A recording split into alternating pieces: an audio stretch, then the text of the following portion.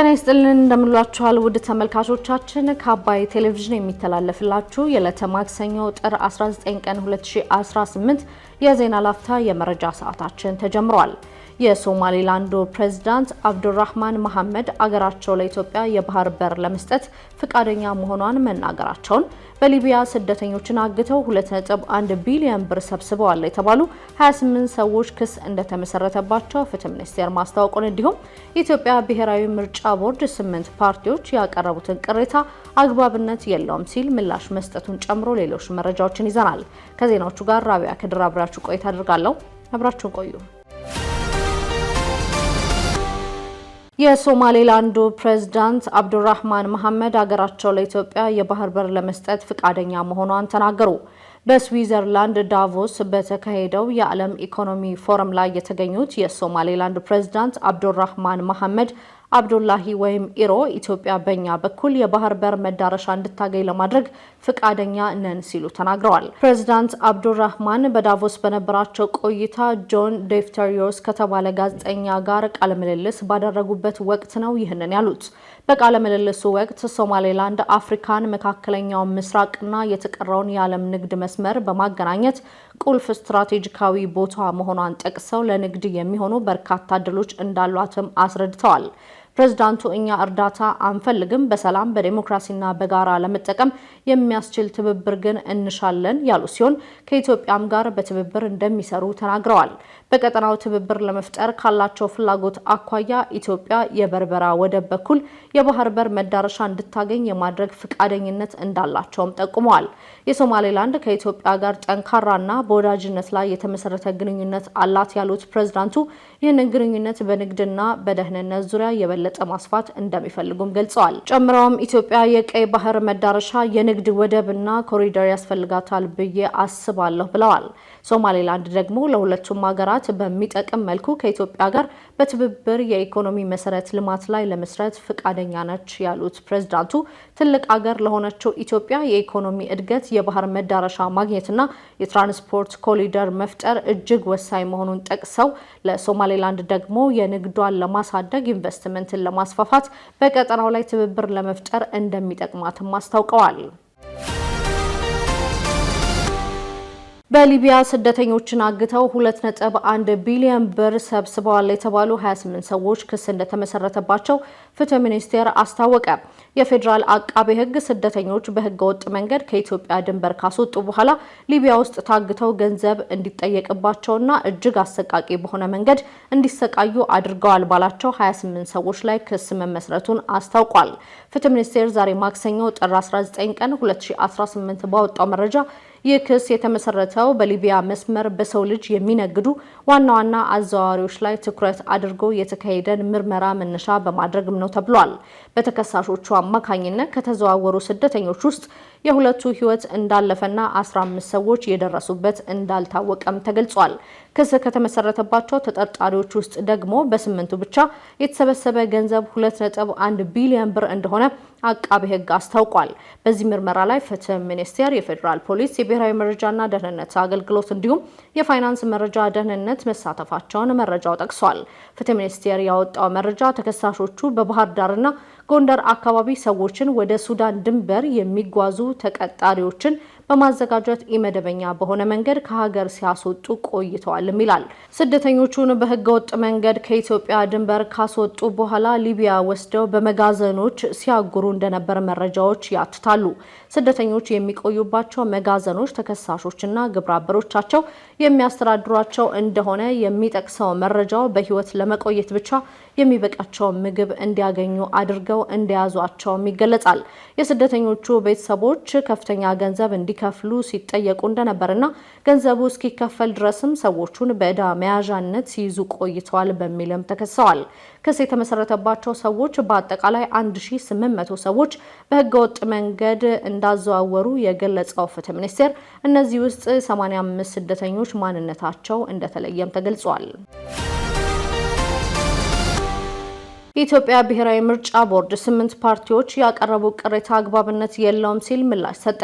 የኢትዮጵያ ብሔራዊ ምርጫ ቦርድ የፖለቲካ ፓርቲዎችና የግል እጩዎች ለሰባተኛ ሀገራዊ ምርጫ በበይነ መረብ ለመመዝገብ የልደት የምስክር ወረቀትና የግል የኢሜይል አድራሻ እንዲኖር የተደረገው አሰራር ላይ 8 የፖለቲካ ፓርቲዎች ያቀረቡትን ቅሬታ አግባብነት የለውም ሲል ውድቅ አድርጓል። 8ቱ ፓርቲዎች በጋራ ባወጡት መግለጫ የፖለቲካ ፓርቲ እጩዎች በዲጂታል የምዝገባ ሲስተም ሲመዘገቡ ማሟላት አለባቸው ተብለው ከተጠቀሱት ግዴታዎች መካከል የልደት የምስክር ወረቀት አንዱ መሆኑን ጠቅሰው ይህ የምስክር ወረቀት መያዝ ከተሞች ውጪ ፈጽሞ ያልተለመደ በመሆኑ በዚህ ረገድ ችግር እንዳጋጠማቸው ገልጸዋል።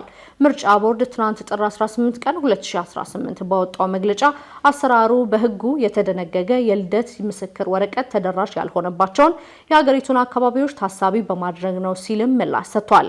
8ቱም ፓርቲዎች የልደት የምስክር ወረቀት ማቅረብ ያልቻሉ እጩ ሲወለድ የነበረ የአይን እማኝ ማቅረብ እንዳለበት የምዝገባ ፎርሙ ላይ መቀመጡን ጠቅሰው ሆስፒታል ውስጥ ለተወለደ ሰው ያዋለደ ባለሙያ ለምስክርነት ማግኘት አይቻልም በማለት በሕጉም ሆነ በአሰራር ያልተጠየቀውን እንደተጠየቀ በማስመሰል አግባብነት የሌለው ቅሬታ አቅርበዋል ሲልም ቦርዱ ምላሽ ሰጥቷል። ቦርዱ በመግለጫው ሆን ብሎ በሕጉ ላይ በግልጽ የተቀመጠን ድንጋጌ ጥሎ ሕግ ያልደነገገውን መረጃ አቅርቡ እንደተባለ በማስመሰል የሚያደናግር መረጃ ማሰራጨቱ በእጩዎች ምዝገባ ሂደት ላይ ተጽዕኖ እንደፈጠረም ጠቁሟል።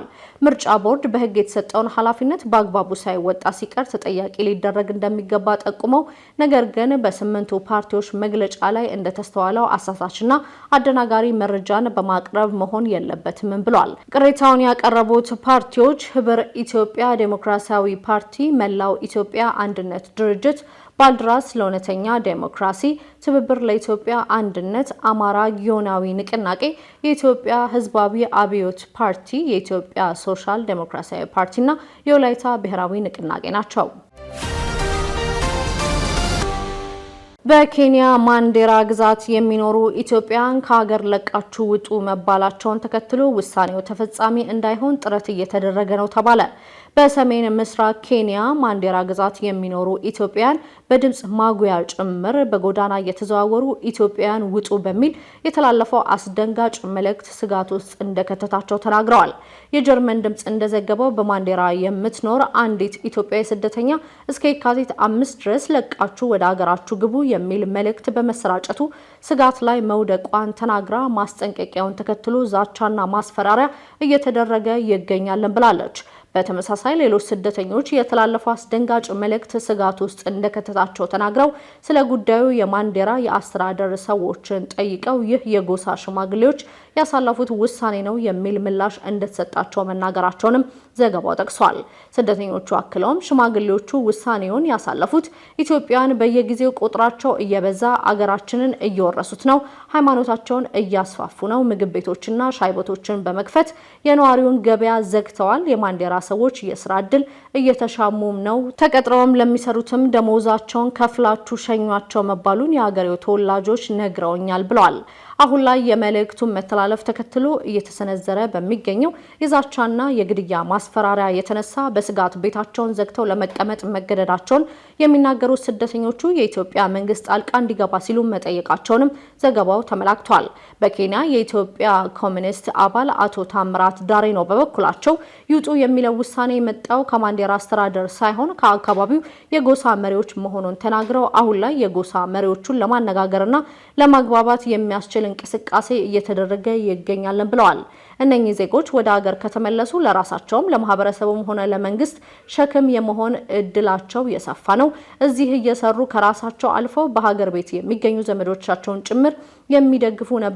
በእኛ በኩል የተባለው እንዳይፈጸም የቻልነውን ለማድረግ እየሰራን እንገኛለን ማለታቸውንም ዘገባው አክሏል። የተባበሩት መንግስታት በደቡብ ሱዳን ህጻናት፣ አረጋውያንና ንጹሃንን ጨምሮ ማንንም እንዳትምሩ የሚለው የጦር አዛዥ ትዕዛዝ ማውገዙን ገለጸ።